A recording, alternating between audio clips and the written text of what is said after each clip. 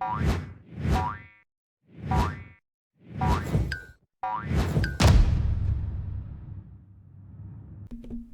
and welcome back to Frogboy X1 Gaming. I'm Andrew, and today we're talking about Xbox Series S. So, if you like this content, don't forget to like and subscribe, and let's get started with this. So, what does the Activision Blizzard software acquisition mean for your Xbox Series S?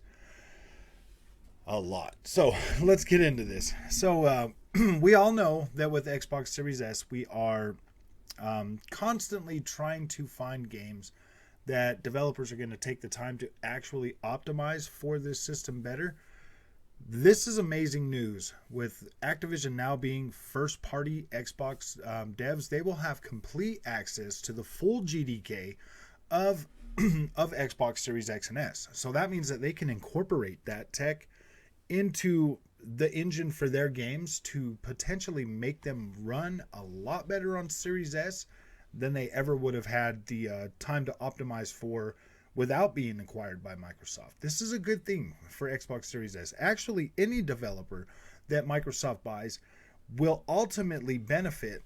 The Xbox Series S will ultimately benefit from these acquisitions in terms of being able to be fully utilized going forward. Activision is big. No matter how you look at it, they are literally the biggest. Like Call of Duty is the biggest game that comes out every year. Now that thing is going to run amazing on Xbox Series S and X, and it's going to look better. It's going to feel better. You don't even understand. I don't think anybody has even taken the time to understand the possibilities that go along with this. id Tech from Bethesda can now incorporate all of the stuff that Xbox's systems can do. All of that in the GDK and everything can be optimized right into their game code, right into their game engine, so they can run and look better. Why do you think Sony games always come out and they can use every single ounce of power that these PlayStation consoles have? Because they are direct, the APIs of the PlayStation are directly encoded into the base engines of these developers.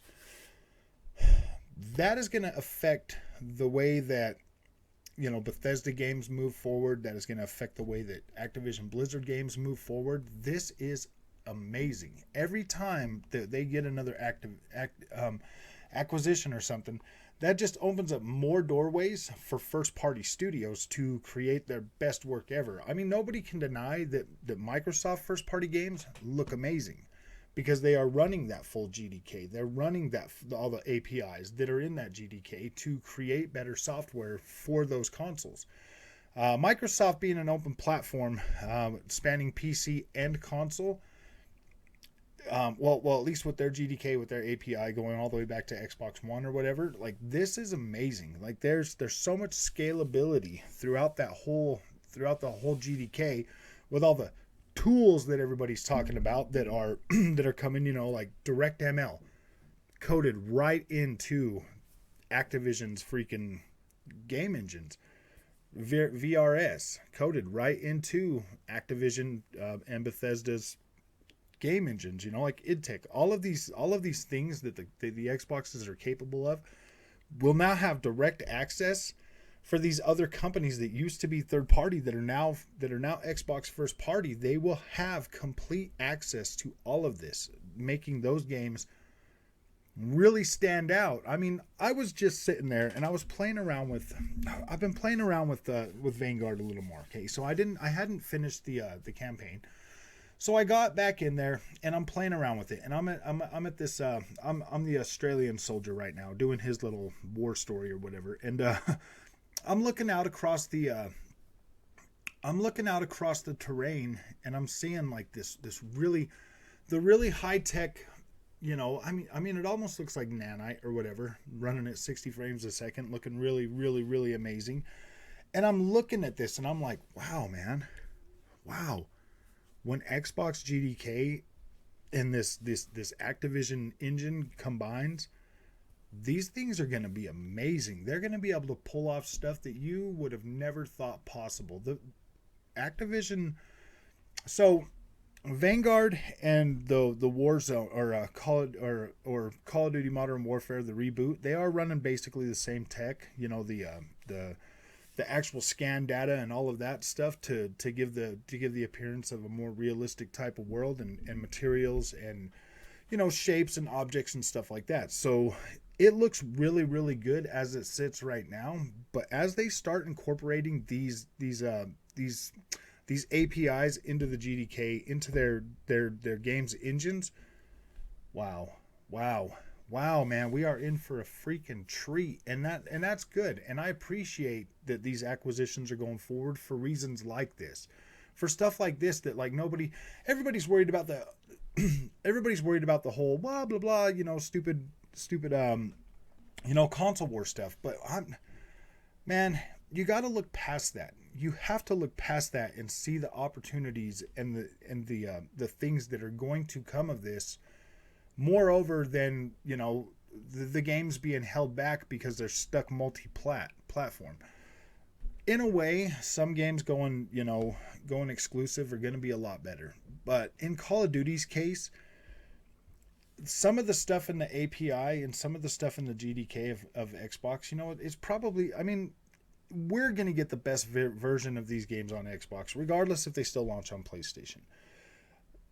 And that's good. They'll be far more optimized. There'll be far better experiences on Xbox, and then they will be ported to PlayStation instead of it being the other way around, because PlayStation is the leading console. So all the development time goes into the PlayStation, and then they just port right over to Xbox. That's why you get, like shaky frame rates on some Xbox games when they first launch. That's why you're getting, pretty close to, the same resolutions and stuff when playing multi-platform games like Far Cry 6 and stuff like that.